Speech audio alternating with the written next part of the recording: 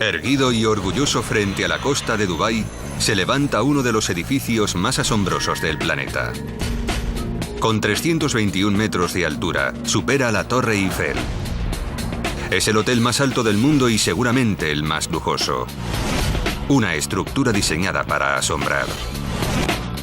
Su nombre, Burj Al Arab, significa la Torre Árabe.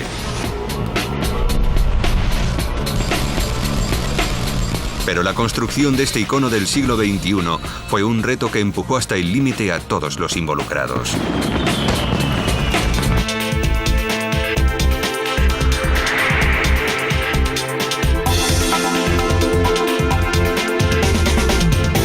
Superestructuras, el Palacio de Ensueño de Dubái. En noviembre de 1994 comienza la construcción del hotel más alto y lujoso del mundo. La presión se nota desde el primer día. Con los ojos de todo el mundo mirándoles, los responsables del proyecto no pueden fallar a su cliente. El jeque Mohammed bin Rashid Al Maktoum, príncipe heredero de Dubái, es el visionario que hay detrás del asombroso edificio. El proyecto es su respuesta a la crisis económica que se avecina para su país, como muy bien sabe su asesor de confianza, el sultán bin al-Sulayim. Sabía que acabaríamos sin petróleo, que el petróleo terminaría por acabarse algún día, y solo teníamos dos oportunidades: o reaccionar y buscar alternativas para sostener al pueblo de Dubái, o sentarnos a esperar ayuda.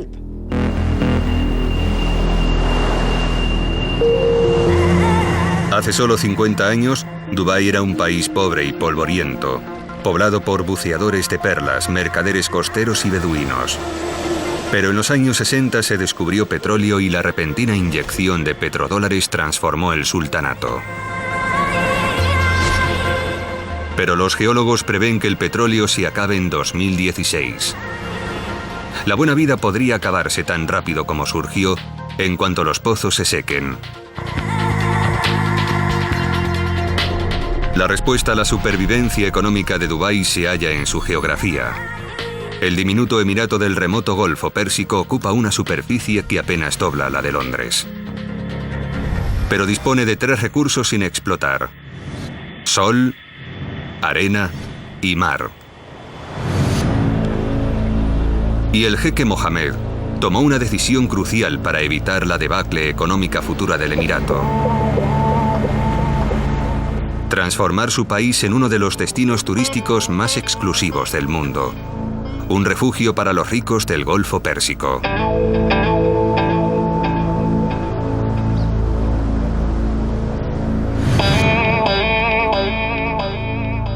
Se estima que invirtió $1.000 millones en el hotel más alto y lujoso del mundo. El Burj Al Arab, de 7 estrellas. Creo que fue importante para poner a Dubái en el mapa. No existe un hotel igual. Hacía falta valor para construirlo, y el jeque Mohammed lo tiene. La valentía del jeque quedó patente cuando eligió como arquitectos a un joven y radical equipo británico que se atrevió a aceptar el reto a pesar de su corta experiencia. Su jefe era el arquitecto Tom Wright. Teníamos una edad media de 32 años. Y ni una sola cana. Ninguno de nosotros había construido edificios de más de 15 pisos. Me sobrecogió la escala y la inmensidad del proyecto. Tom Wright y sus compañeros eran famosos por su innovadora ingeniería, pero estaban acostumbrados a construir colegios y oficinas. Pero Dubái es un país en el que los contactos marcan la diferencia, y ellos tenían un contacto en el gabinete del emir que les permitió acceder al jeque. El jeque se quedó tan impresionado con el concepto inicial que les contrató de inmediato. Entonces Wright tuvo que transformar sus bocetos en un diseño tan reconocible que se convirtiera en un símbolo internacional. Pasamos muchas noches sin dormir, preocupados por si el diseño no resultaba todo lo emblemático que era necesario. Wright sabía que tenía que esforzarse al límite porque un edificio solo se transforma en un icono cuando su forma es sencilla pero única. Nos dimos cuenta de que sí se podía dibujar un edificio con sencillez. con pocos trazos, y se podía reconocer instantáneamente, como en este caso las pirámides de Egipto. Se había creado un icono. Y en el mundo solo hay unas 10 construcciones que hayan alcanzado este estatus, como la Ópera de Sídney. Con un par de líneas ya se sabe lo que es y dónde está ubicada, como pasa con la Torre Eiffel de París. Falta la bandera en lo alto. ¿Podían competir Tom y su equipo con Gustave Eiffel? Era un desafío que solo se presenta una vez en la vida. Pero los quebraderos de cabeza dieron su fruto cuando Tom dijo Eureka. Estábamos tomando una cerveza cuando vimos salir un barco del Club de Vela de Dubái. Tuvimos una sensación de excitación e ilusión y supimos que teníamos delante la inspiración. Era una forma sencilla, con pocas líneas, con los elementos de un edificio icónico, simple y reconocible al instante. El concepto despertó enseguida la imaginación del jeque. Una vela henchida por el viento que tenía un profundo significado para el pueblo de Dubái, dada su tradición marinera. Para completar la imagen náutica, Wright quería que la estructura emergiera del agua como un inmenso yate. Pero haría falta cimentarla sobre una isla y no existía ninguna. Pero Tom fue inasequible al desaliento. Propuso construir, por primera vez en Dubái, una isla exprofeso para el hotel. Pero construir sobre el mar aumentaba los costes y el riesgo. ¿Podría Tom convencer a sus compañeros de la viabilidad del proyecto? Recuerdo que yo tiraba de la vela hacia el mar y el resto del equipo tiraba de ella hacia la costa. Hubo un tira y afloja hasta que intervino el cliente y dijo que se construiría sobre el mar. El jeque Mohamed estaba dispuesto a correr el riesgo de erigir el hotel a unos 270 metros de la costa. Nadie había construido nunca un rascacielos en una isla artificial. La estructura de 321 metros y 250.000 toneladas tenía que estar firmemente anclada para resistir los terremotos y tormentas del Golfo. Wright había ganado la primera de muchas batallas. La torre se edificaría sobre el mar, pero su negativa a desviarse de su visión obligaría a sus compañeros a traspasar las barreras de la ingeniería.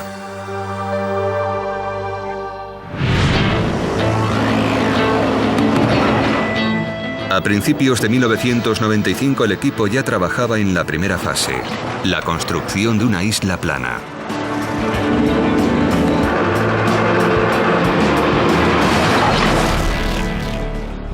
Pero los inexperimentados arquitectos estaban a punto de sufrir las inclemencias del clima de Dubái. El 27 de abril, un shamal, una potente tormenta, barrió las costas del Golfo con brutalidad. En su trayectoria encontró un grupo de barcazas de construcción cargadas con 10.000 toneladas de roca cada una. Los arquitectos estaban preparados para cualquier cambio de clima, pero la tormenta superó sus expectativas, como cuenta Simon Crisp. Había olas de 3 y 4 metros que barrían la playa. Y ver la magnitud de las olas fue una advertencia para nosotros. Una enorme barcaza se soltó y se estrelló contra la costa. El equipo se dio cuenta de los daños que podían causar tormentas similares al hotel. Fue una demostración de la fuerza que tienen las aguas del Golfo Pérsico cuando se enfurecen. La decisión de los arquitectos de exponer la estructura a esas fuerzas pudo haber tenido graves consecuencias.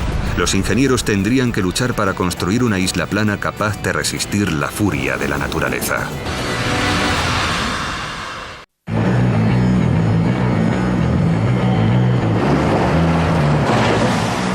La isla artificial que albergará el hotel más alto del mundo llegó a una fase crítica tras 5 meses de obras.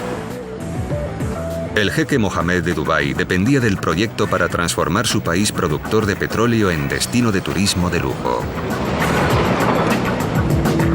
Pero surgió un debate sobre la altura de la torre. El arquitecto Tom Wright quería hacerla baja para que pareciera una vela surgiendo del mar. Discutimos mucho sobre la altura de la isla. Desde el punto de vista del diseño, yo quería que la gente estuviera cerca del mar. Tuvo que enfrentarse desde el principio a Mike McNicholas, responsable de la seguridad de la isla. Tom quería que la isla fuera lo más baja posible, que estuviera pegada al mar, pero a mí me preocupaba más la protección de la isla. La mayor preocupación de Mike era que las olas dañasen el hotel o arrastraran a la gente al mar. Al principio se iba a construir la isla a base de rocas, que abundan en la zona, y con una tecnología previamente demostrada. Pero Wright rechazó la idea porque una isla de rocas tendría que ser demasiado grande para poder repeler las olas.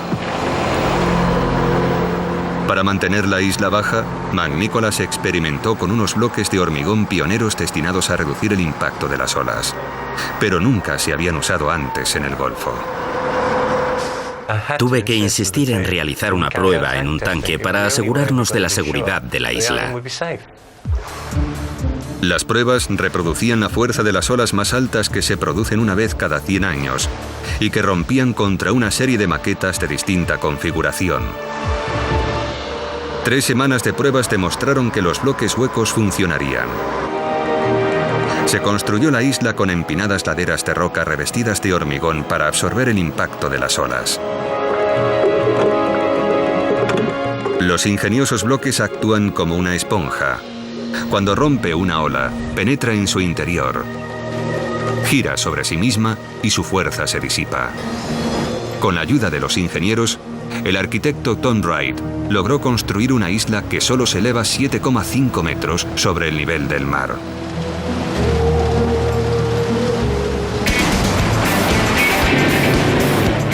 Entonces se comenzó la segunda fase de la obra. Se insertaron en el suelo del centro de la isla pilotes de acero de 20 metros de largo para crear un encofrado triangular de acero que constituiría el exterior del sótano del hotel una vez vaciado su interior de arena.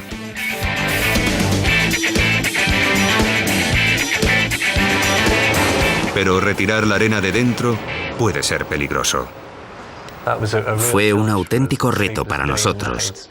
Nos tenía preocupados y sin dormir las 24 horas de los 7 días de la semana. No sabíamos cómo impedir que entrase el mar y lo inundara. El peso del mar ejercía una enorme fuerza sobre el lecho. La presión forzaba el agua a través de la arena y amenazaba con inundar la isla artificial desde abajo. Para mantener fuera el mar, McNicholas inyectó cemento líquido en la arena para sellar el muro de hormigón desde abajo. Pero a medida que se sacaba la arena del interior, tenía cada vez menos peso para contener al mar. Hubo que poner a prueba el sellaje de cemento hasta el límite. En el peor de los casos, la presión del mar podría haber reventado el fondo de la excavación como si fuera el corcho de una botella de champán. Si sus cálculos estaban equivocados, los cimientos podían inundarse y matar a cientos de obreros. Pero él confiaba en su diseño. Una vez sellados los cimientos con cemento, se comenzó a sacar la arena de dentro. Y como responsable del proyecto, no dejó que sus empleados se arriesgasen solos. Me pareció que tenía que ser el primero en estar al fondo de la excavación 10 metros por debajo del mar, temiendo que las 7.500 toneladas de presión del mar reventasen los muros. Pero cuando llegó el momento de la verdad, los muros resistieron. Cuando comprobé que mi diseño funcionaba, fue uno de los momentos de mayor orgullo de mi carrera. Estaba de pie en el fondo de la excavación, mirando los muros de acero y dándome cuenta de que resistían al mar. En noviembre de 1995 se terminó la isla para el hotel más alto del mundo. Y el equipo empezó con la tercera fase de la obra: los cimientos. El apoyo que necesita un rascacielos siempre es enorme, pero en el caso de esta torre existía un reto añadido. Nunca se había hecho nada parecido sobre tierra ganada al mar. Era una torre de más de 300 metros sobre una isla artificial de 7 metros de altura en pleno Golfo Pérsico. Los problemas se multiplicaron cuando las primeras perforaciones trajeron malas noticias. A pesar de haber perforado el lecho marino a 180 metros de profundidad, no se encontró roca sólida. Pero los arquitectos permanecieron confiados a pesar de esta complicación. A cualquier persona le parecería una locura construir algo así sobre arena y además en el mar. ¿Cómo podría resistir la estructura los terremotos y los vientos de 150 kilómetros por hora si solo estaba sostenida por arena?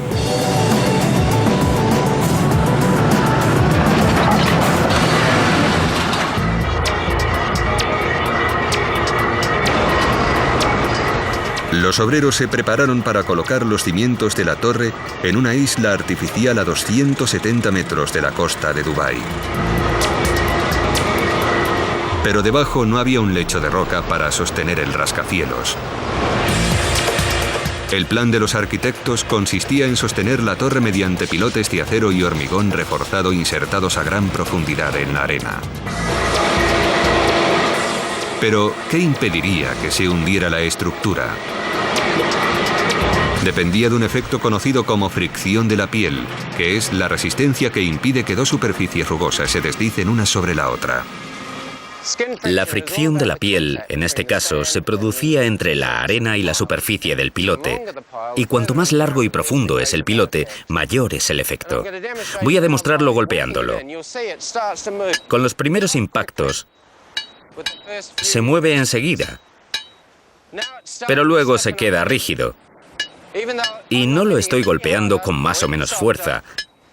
Es que la fricción de la piel está empezando a surtir efecto.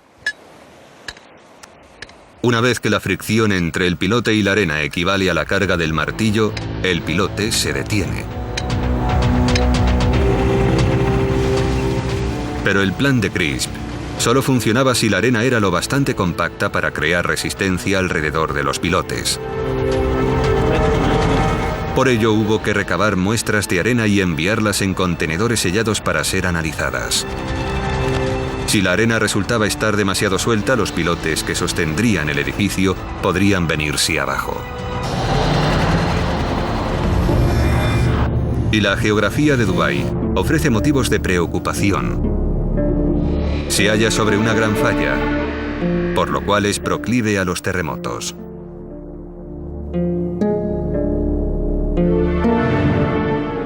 En junio de 1964, en Niigata, al norte de Japón, se produjo un terremoto de 7,5 puntos. Como era una zona de suelo arenoso, bloques de pisos enteros se vinieron abajo.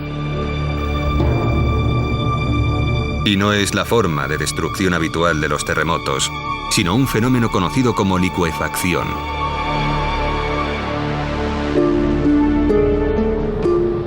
Cuando se agitan los granos de arena suelta, se rellenan las bolsas de aire. La arena se compacta y ocupa menos espacio. El suelo deja de comportarse como tierra sólida y actúa como si fuese líquido. En esa clase de arena cualquier edificio podría desmoronarse. Sin embargo, cuando llegaron los resultados de las pruebas, hubo una buena noticia. En el fondo había arena compacta y calcificada. No existía amenaza de licuefacción, pero los cimientos tenían que ser lo bastante profundos para que la fricción los sostuviera. Como no queríamos arriesgarnos, alargamos los pilotes otros 8 metros. Crisp colocó pilotes un 20% más largos de lo previsto. Los 250 pilotes medían un total de 10 kilómetros, 35 veces más que la torre que sostendrían.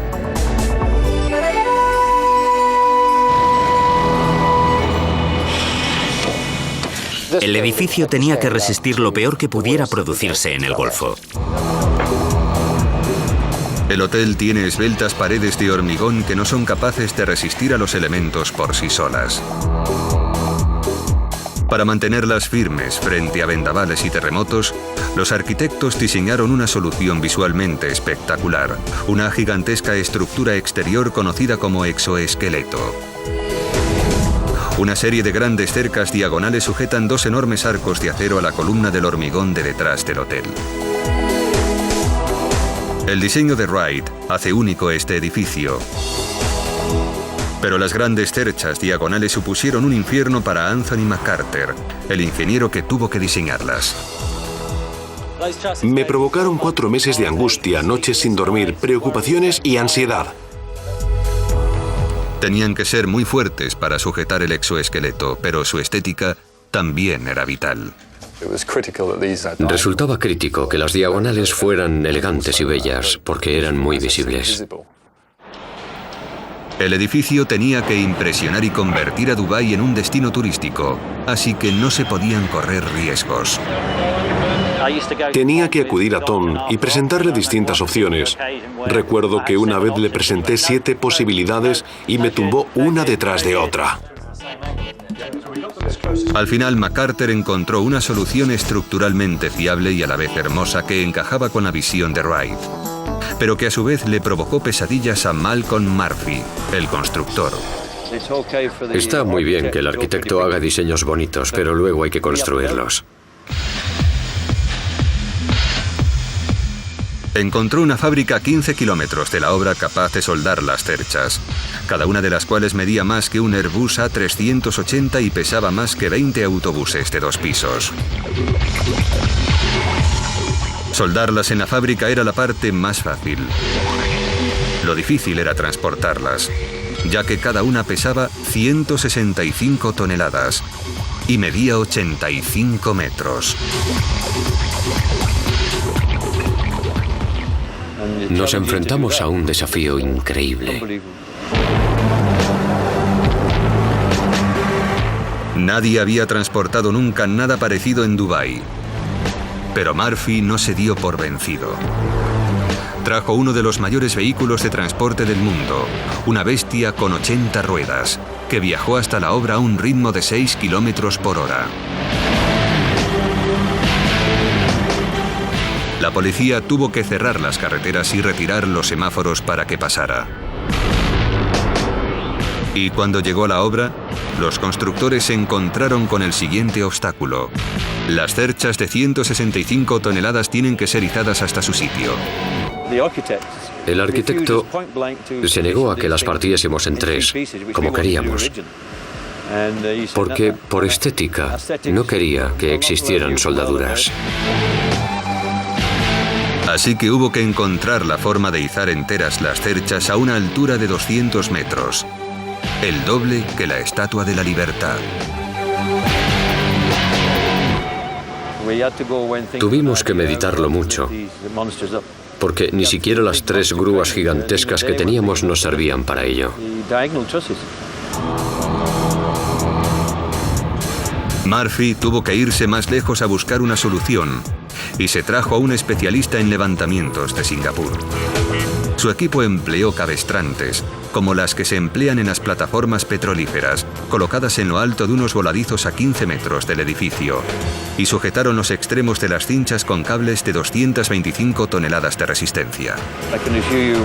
La mañana en que izamos la primera estábamos nerviosísimos. Esa semana 30 o 40 personas pasaron varias noches sin dormir preparándose para el primer izamiento.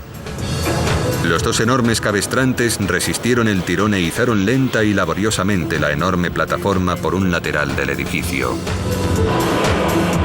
Salió todo según lo planeado, pero Murphy y su equipo tuvieron que enfrentarse a un reto final, ya que las cerchas llevaban aparejada una complicación más. Había que colocarlas en su sitio con una precisión exacta, pero Dubái tiene un clima con variaciones de temperatura de hasta 14 grados en un mismo día, lo que provocaría la contracción y expansión de las cerchas, un problema conocido como expansión térmica.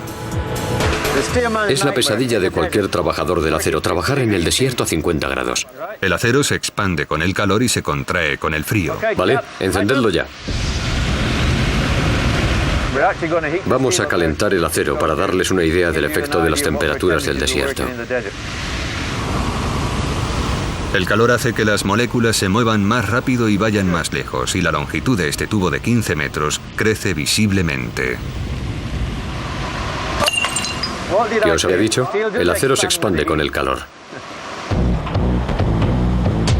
Las cerchas diagonales de la torre podían expandirse y contraerse hasta 5 centímetros en 24 horas.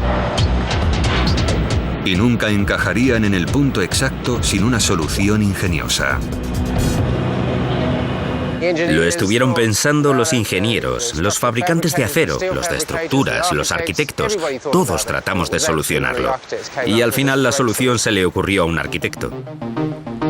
En el marco de la estructura, un soporte de fijación con una gran arandela con el agujero descentrado giraba hasta que se alineaba con el agujero de la cercha diagonal. Después se insertaba una clavija de acero de 30 centímetros entre ambos agujeros para unirlos. Este inteligente mecanismo proporcionó al equipo los 5 centímetros de margen necesarios para instalar y fijar las cerchas en su sitio. Cuando colocamos la clavija, descorchamos botellas de champán. Fue increíble. Pero no había tiempo para celebraciones porque los primeros invitados, los más importantes, llegarían antes del año 2000, con lo cual solo disponían de 36 meses para finalizar la obra. La visión del jefe Mohamed significaba que teníamos que terminarlo no para mañana, sino para ayer.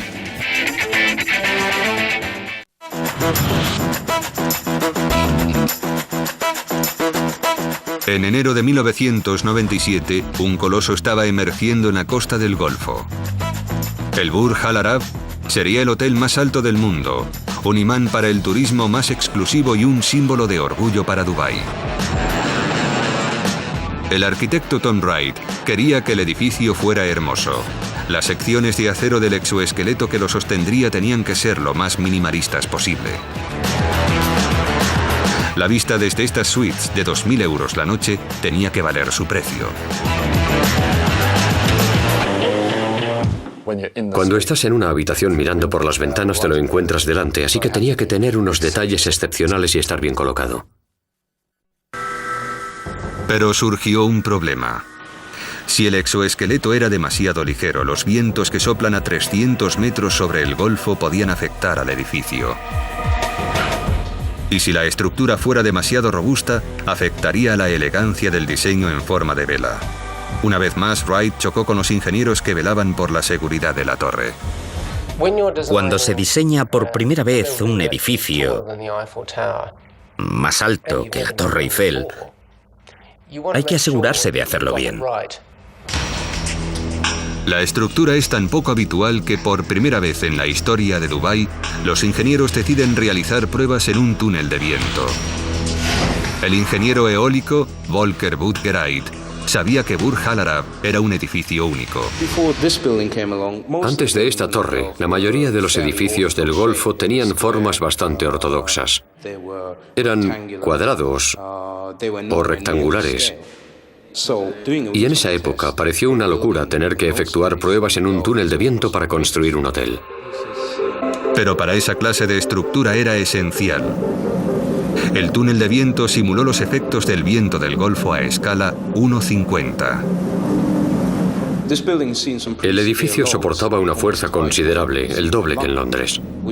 Medimos las succiones, que eran del orden del peso de un coche colgando de un panel del edificio, que es algo inaudito. El túnel del viento arrojó resultados que podrían amenazar por completo a la torre.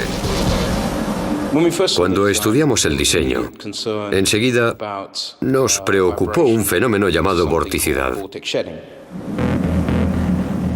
La vorticidad es la pesadilla de los ingenieros. El viento que sopla contra los bordes afilados de una estructura de acero puede causar tornados en miniatura bajo ciertas condiciones, que a su vez desencadenan peligrosas vibraciones que pueden destruir el edificio, como ocurrió con estas enormes torres de enfriamiento de Ferry Bridge, en el norte de Inglaterra, en 1965. Los ingenieros tenían que encontrar la forma de proteger Burj Al Arab. y recurrieron a unas ingeniosas pesas colgantes amortiguadoras de vibraciones que se instalaron en los puntos vulnerables del hotel.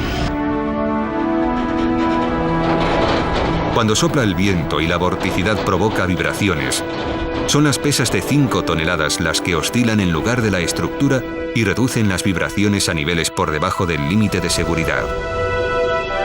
Se colocaron 11 de ellas desde lo alto del mástil hasta el suelo a lo largo de los arcos de acero. Estos amortiguadores terminaron con la amenaza.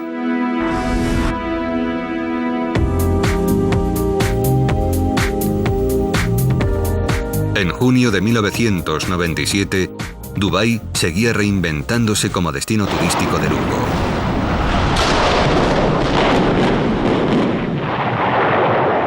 Y este antiguo hotel fue derribado mientras el Burj Al Arab, el símbolo del nuevo Dubái, cobraba forma.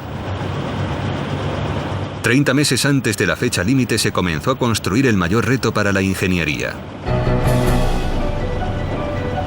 El jeque Mohammed quería asombrar al mundo y para ello se diseñó un restaurante que parecía suspendido del cielo. Me gustaba imaginarme a los visitantes sentados en el espacio contemplando la vista de Dubái y el Golfo Pérsico, flotando entre nubes. Comer suspendido sobre el espacio es una experiencia sin paralelo. El restaurante Al Muntaha se eleva a 200 metros sobre el mar y se proyecta casi 27 metros al vacío desde ambos lados del estrecho núcleo central del hotel. Una vez más, el arquitecto Tom Wright lanzó un guante al ingeniero Anthony McCarter. ¿Podría sostener la excéntrica estructura sin soportes aparentes? Cuando Tom me lo enseñó, pensé que estaba loco. Es una sala del tamaño de muchos edificios. Y Tom quería que sobresaliera mucho del centro de gravedad de la estructura que lo sujeta. Que colgase al aire con solo los ingenieros de estructuras para sostenerlos. Si los ingenieros fallaban en sus cálculos, el edificio se precipitaría al vacío.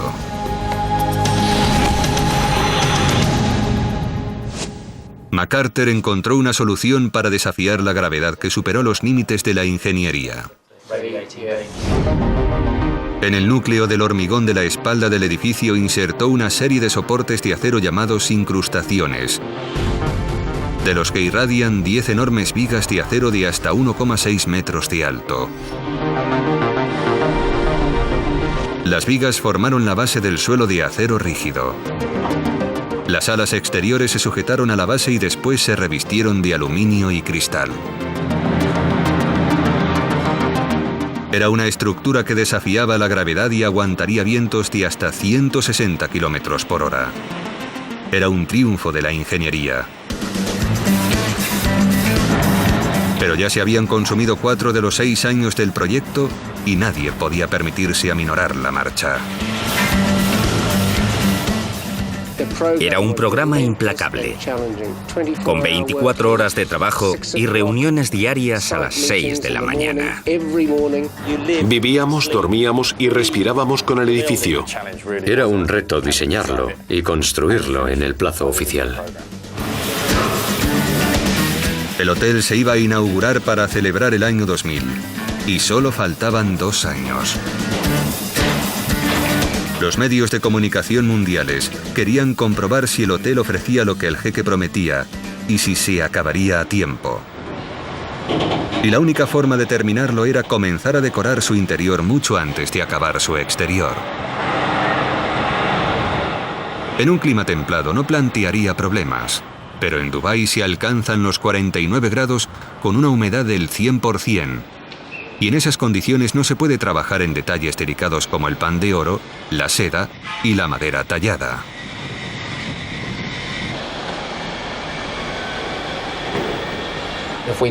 Si colocábamos materiales sensibles a la humedad, cuando acabásemos el exterior ya estarían destrozados. Entonces, hubo que instalar aire acondicionado en la enorme obra y reducir drásticamente la temperatura. Y el primer paso para ello era colocar la pared final, la emblemática vela blanca de Wright. Pero costó mucho. Se instalaron secciones de fibra de vidrio entre enormes vigas horizontales. La superficie se forró de teflón para protegerla de la suciedad y la arena, con lo que el Burj Al Arab batió otro récord, el de mayor pared textil del mundo. Las propiedades reflectoras de la vela blanca ayudarían a reducir la temperatura. Pero los constructores tenían que encontrar la forma de meter camiones en el edificio sin que entrase aire caliente del desierto. La solución fue instalar una esclusa de aire enorme, en la que los camiones entraban y hacían una pausa mientras se cerraban las puertas exteriores y se abrían las interiores.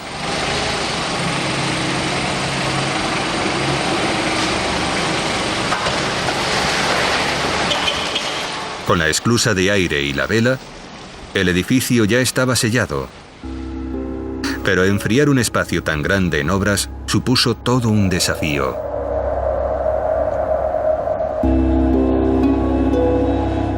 El hotel tenía el atrio más grande del mundo, con 180 metros de altura. Si se refrescaba un ambiente tan húmedo demasiado rápido, el aire caliente se condensaría en agua en lugar de transformarse en aire frío, y la condensación sería incontrolable. Se podía haber formado una nube de lluvia en el techo del atrio que causara daños a la decoración interior. La única forma de evitar nubes de lluvia llevaba mucho tiempo. Se podría encender el gigantesco sistema de aire acondicionado poco a poco y refrescar el interior apenas 1 grado menos por día. Pero dadas las prisas, resultaba penosamente lento. Empezamos a refrescar el edificio en junio de 1998 y no acabamos hasta diciembre. Por fin, se podía empezar a decorar el interior. Pero la búsqueda de un decorador digno de un jeque retrasó aún más el proyecto. Quang Chu, que ya había trabajado para el sultán de Brunei, sabía cómo satisfacer a la realeza. Fue una gran noticia que accediera a decorar el hotel más lujoso del mundo con 202 suites palaciegas y un atrio de 180 metros. Pero solo tenía 2 años para diseñar y completar la decoración antes de que llegasen los primeros huéspedes. Teníamos un programa apretadísimo, así que todo mi estudio, 50 decoradores, dejaron todo lo demás y se pusieron a trabajar solo en Burj Al Arab. Y Chu no solo se enfrentaba a un plazo ajustado, sino que además el jeque esperaba que asombrase al mundo. Nos encargaron que diseñásemos algo que no se hubiera diseñado nunca, ni nunca se volviera a diseñar. Quang Chu y su equipo se pusieron a diseñar interiores que encajasen con la ambición del jeque. Pero con la decoración ya avanzada surgió un problema. El jeque decidió ofrecer a sus huéspedes todos los aparatos electrónicos posibles en sus suites, lo que podría acarrear peligrosas consecuencias. Y fue a un nuevo miembro del equipo, el ingeniero Rob Roos, a quien le tocó resolver el problema. Hubo que rediseñar al completo la decoración porque el nuevo requisito imponía una potencia eléctrica un 50% superior. Los nuevos planes del jeque exigían que cada suite dispusiera de 14 kilovatios, 8 veces más que el hogar europeo medio. La electricidad de las 202 suites serviría para abastecer a un pueblo de 6.000 habitantes. Y el hotel estaba decorado con cortinas eléctricas y 52.000 lámparas, casi todas ellas con regulador de voltaje. Se necesitaron más de 5.000 kilómetros de cables eléctricos. Además, tanta electrónica podía interferir en la onda de la corriente eléctrica y crear un problema conocido como distorsión armónica, que podía fundir el aislamiento de los cables y provocar un incendio. Era algo que no se podía permitir y hubo que solucionarlo. Para ello, hubo que elevar la ingeniería eléctrica a un nuevo nivel. Se diseñó un sistema de filtro armónico que detectaba la corriente eléctrica y enviaba una corriente refleja para contrarrestarla.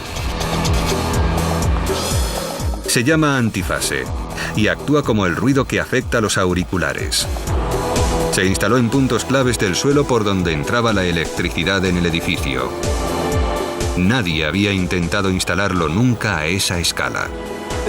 Fue la mayor instalación de filtros activos que se ha llevado a cabo en un edificio del mundo.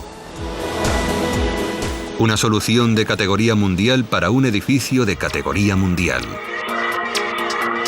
En abril de 1999, el hotel más alto y lujoso del mundo estaba a punto de acabarse. Todos se apresuran a terminar sus cometidos a tiempo con la fecha límite, incluida la decoradora Quan Chu, que sigue trabajando a toda máquina. No celebramos la Navidad, ni la Semana Santa, ni ningún día de fiesta. Trabajábamos entre 50 y 60 horas a la semana.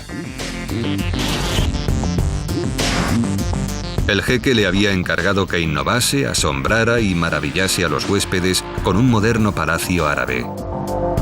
Y ella lo cumplió encargando 24.000 metros cuadrados de mármol italiano y brasileño, el equivalente a 3 campos de fútbol, además de 8.000 metros cuadrados de pan de oro para crear la sensación de lujo apropiada. Lo completó con arañas de cristal, telas con hilo de plata y terciopelo.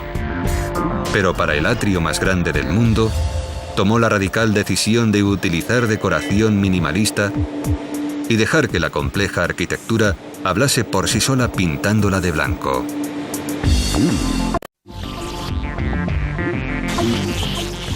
La decoración cumplió los plazos.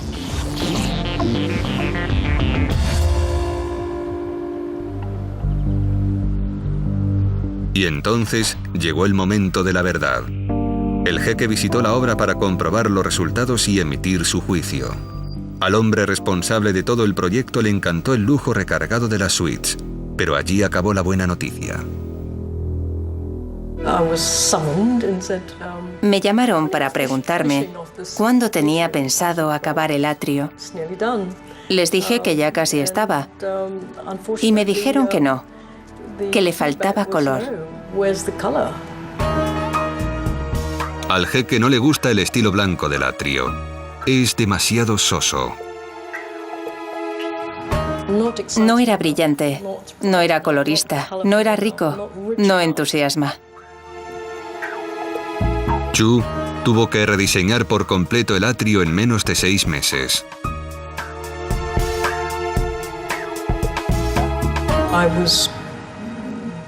Vivía literalmente en el hotel,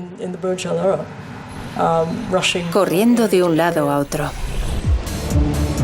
Era su última oportunidad de hacerlo bien, así que decidió impresionar.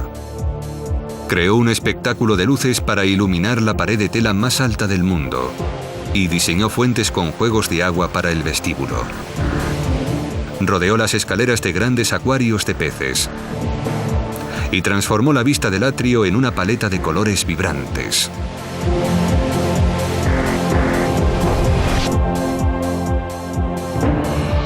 Todos contuvieron la respiración pensando si satisfacería al jeque. Era pura adrenalina. Estuve días sin dormir antes de la inauguración. La respuesta del jeque fue muy positiva. Le encantó cómo había quedado el proyecto. El jeque cree que ha sido un sueño hecho realidad, que ha logrado crear un hotel de 7 estrellas. En diciembre de 1999 se abrió las puertas a los primeros y millonarios clientes un mes antes de fin de año.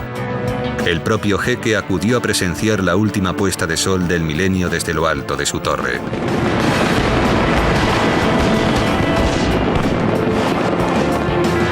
Los arquitectos han cumplido con su trabajo. Todos los aspectos del icónico edificio son extraordinarios. En el restaurante de la planta baja, un equipo de buceadores cuida de 700 peces exóticos en un tanque de 280 metros cúbicos. Se puede confraternizar con los tiburones mientras se come. Y en la otra punta del hotel, en el restaurante suspendido, se puede cenar en pleno cielo en un espacio que es toda una hazaña de la ingeniería.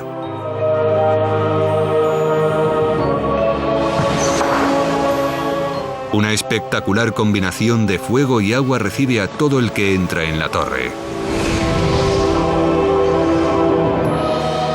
Alojarse aquí no es barato.